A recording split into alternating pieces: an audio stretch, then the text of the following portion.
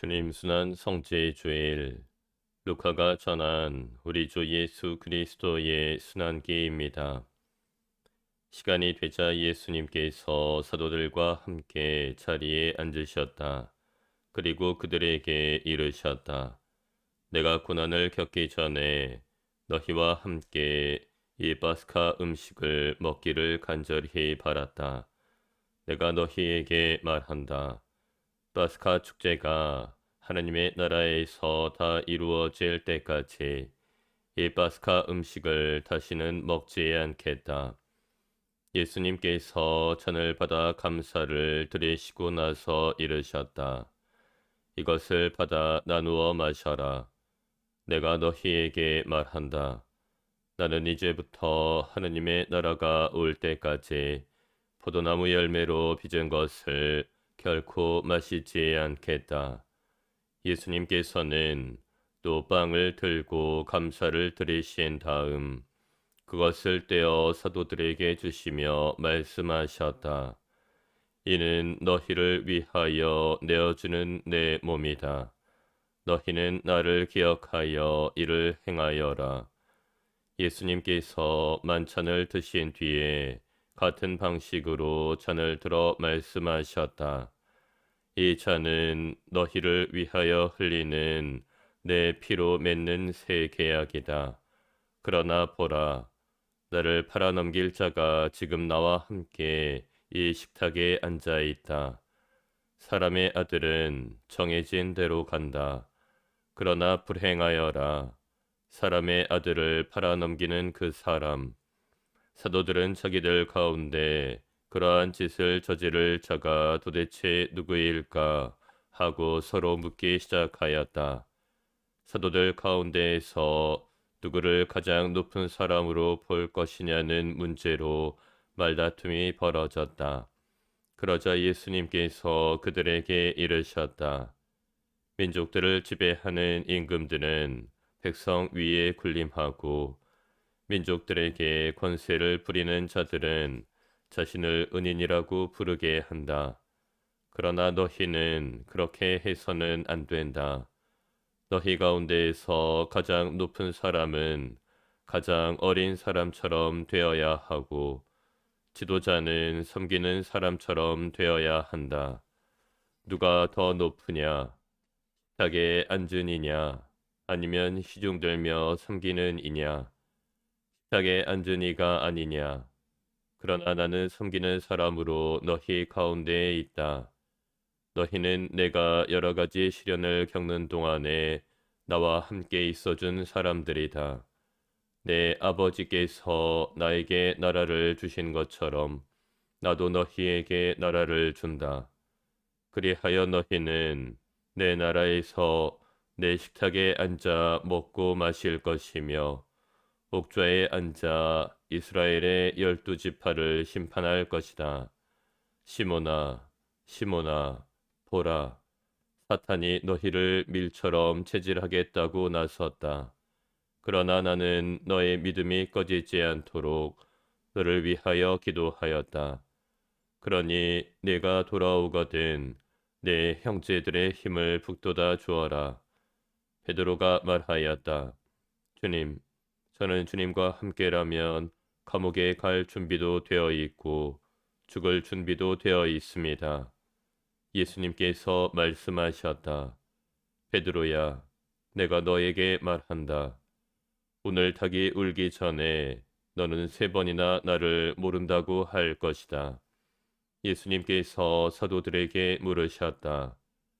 내가 너희를 돈주머니도 여행 보따리도 신발도 없이 보냈을 때 너희에게 부족한 것이 있었느냐?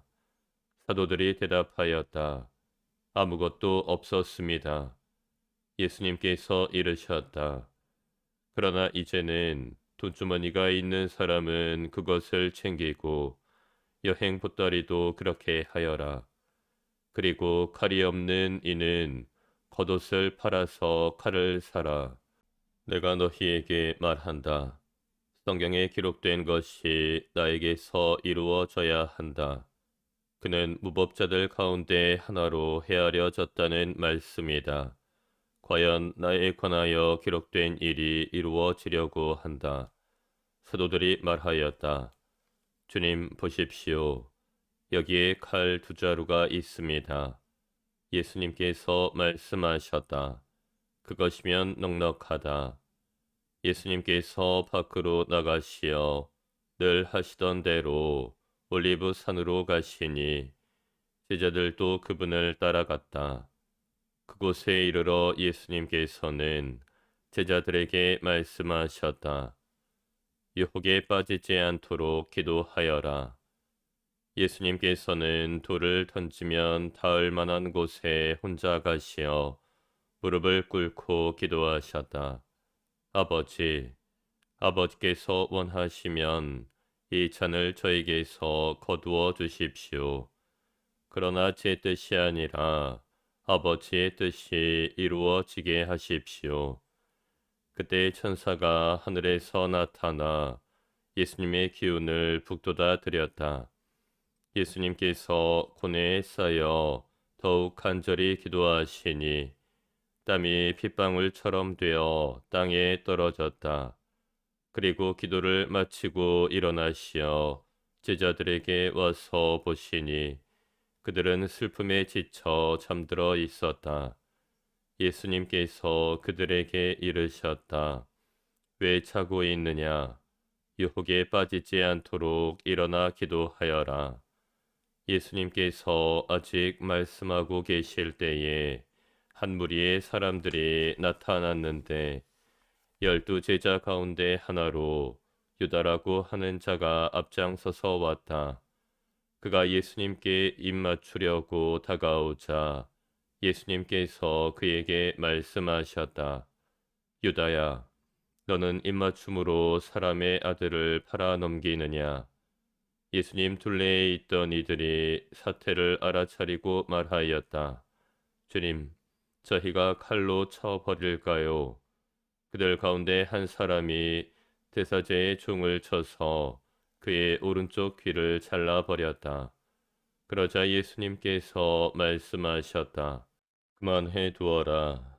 예수님께서는 대사제의 종의 귀에 손을 대어 고쳐주셨다.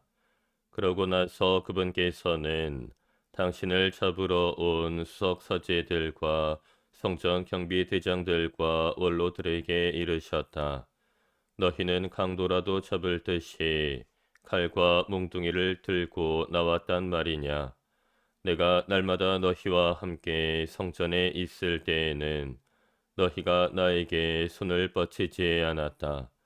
그러나 이제는 너희 때요 어둠이 권세를 떨칠 때다. 그들은 예수님을 붙잡아 끌고 대사제의 집으로 데려갔다. 베드로는 멀찍이 떨어져 뒤따라갔다. 사람들이 안뜰 한가운데에 불을 피우고 함께 앉아 있었는데 베드로도 그들 가운데에 끼어 앉았다. 그런데 어떤 하녀가 불가에 앉은 베드로를 보고 그를 주의 깊게 살피면서 말하였다. 이도 저 사람과 함께 있었어요. 베드로는 부인하였다. 이 여자야, 나는 그 사람을 모르네. 얼마 뒤에 다른 사람이 베드로를 보고 말하였다. 당신도 그들과 한패요. 베드로가 말하였다. 이 사람아, 나는 아닐세. 1시간쯤 지났을 때에 또 다른 사람이 주장하였다.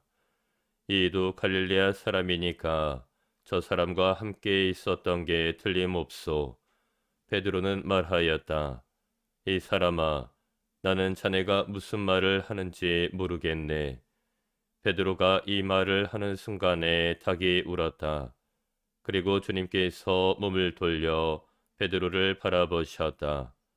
베드로는 주님께서 오늘 닭이 울기 전에 너는 나를 3번이나 모른다고 할 것이다 하신 말씀이 생각나서 밖으로 나가 슬피 울었다.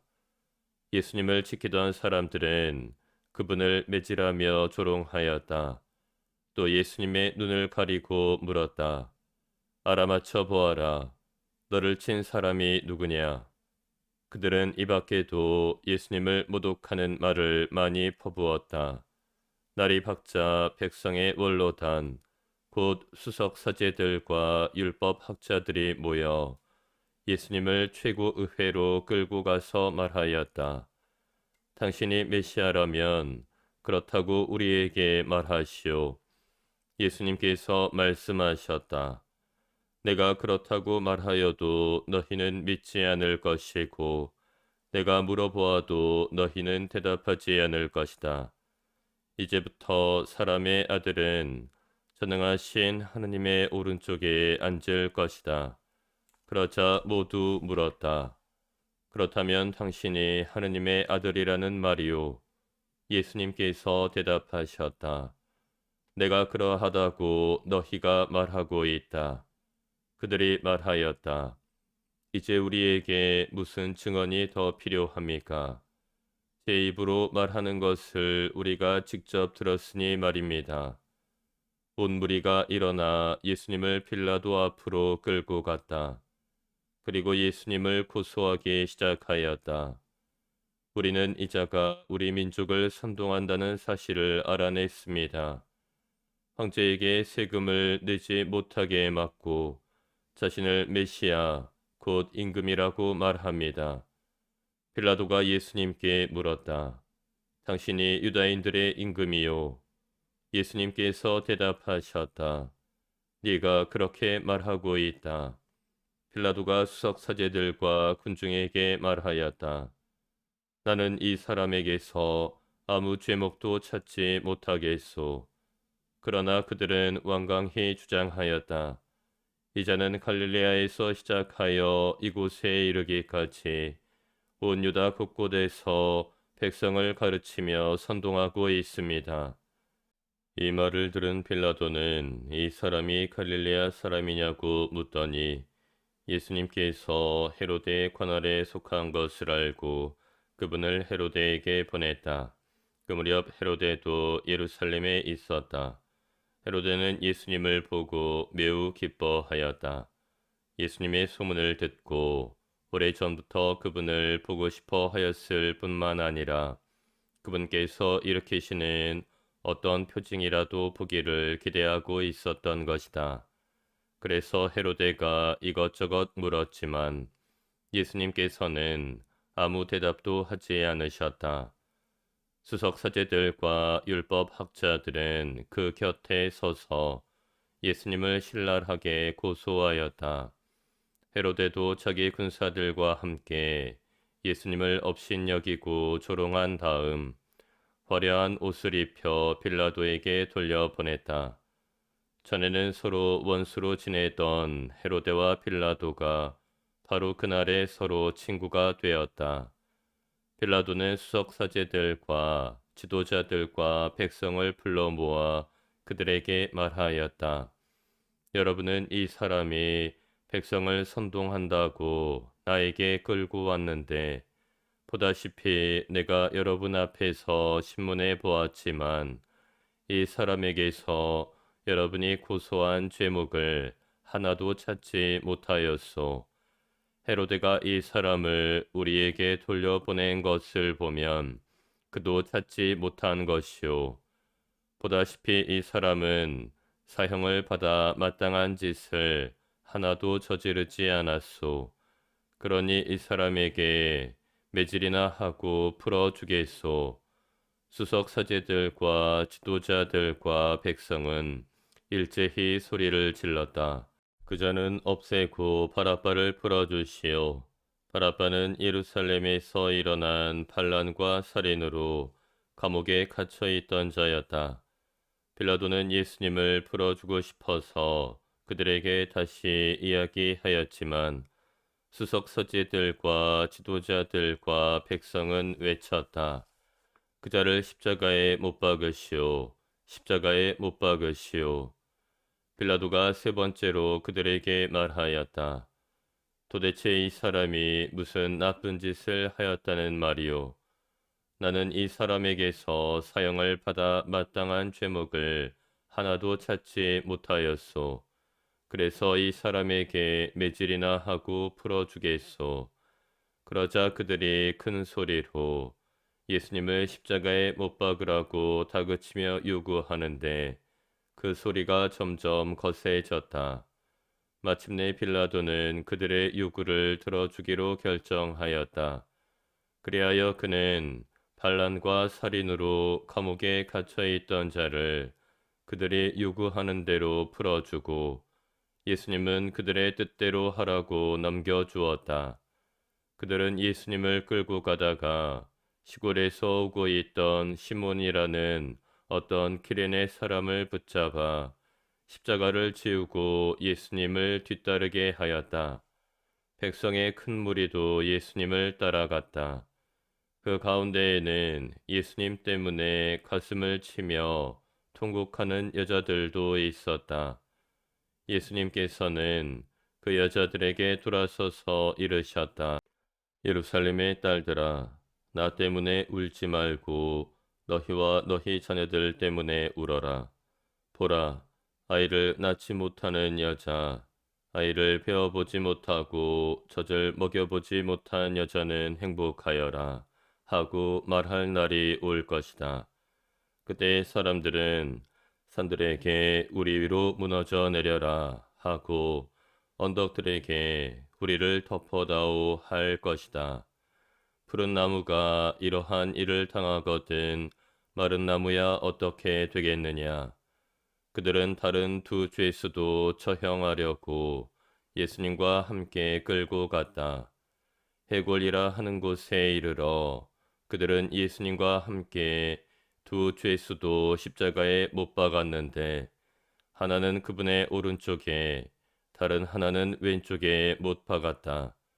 그때 예수님께서 말씀하셨다. 아버지, 저들을 용서해 주십시오. 저들은 자기들이 무슨 일을 하는지 모릅니다. 예수님을 십자가에 못 박은 자들이 제비를 뽑아 예수님의 겉옷을 나누어 가졌다. 백성들은 서서 바라보고 있었다. 그러나 지도자들은 빈정거렸다. 이자가 다른 이들을 구원하였으니 정말 하느님의 메시아 선택된 이라면 자신도 구원해 보라지. 군사들도 예수님을 조롱하였다. 그들은 예수님께 다가가 신 포도주를 들이대며 말하였다. 네가 유다인들의 임금이라면 너 자신이나 구원해 보아라. 예수님의 머리 위에는 이제는 유다인들의 임금이다 라는 죄명패가 붙어 있었다. 예수님과 함께 매달린 죄수 하나도 그분을 모독하였다. 당신은 메시아가 아니시오. 당신 자신과 우리를 구원해 보시오. 그러나 다른 죄수는 그를 꾸짖으며 말하였다. 같이 처형을 받는 주제에 너는 하느님이 두렵지도 않느냐. 우리야 당연히 우리가 저지른 짓에 합당한 벌을 받지만 이분은 아무런 잘못도 하지 않으셨다. 그러고 나서 그 죄수가 예수님께 간청하였다. 예수님, 선생님의 나라에 들어가실 때 저를 기억해 주십시오. 예수님께서 그에게 이르셨다. 내가 진실로 너에게 말한다. 너는 오늘 나와 함께 낙원에 있을 것이다. 낮 12시쯤 되자 어둠이 온 땅에 덮여 오후 3시까지 계속되었다. 해가 어두워진 것이다. 그때 성전 휘장 한가운데가 두 갈래로 찢어졌다. 그리고 예수님께서 큰 소리로 외치셨다. 아버지, 제 영을 아버지 손에 맡깁니다. 예수님께서는 이 말씀을 하시고 숨을 거두셨다. 그 광경을 보고 있던 백인대장은 하느님을 찬양하며 말하였다. 정녕 이 사람은 의로운 분이셨다. 구경하러 몰려들었던 군중도 모두 그 광경을 바라보고 가슴을 치며 돌아갔다.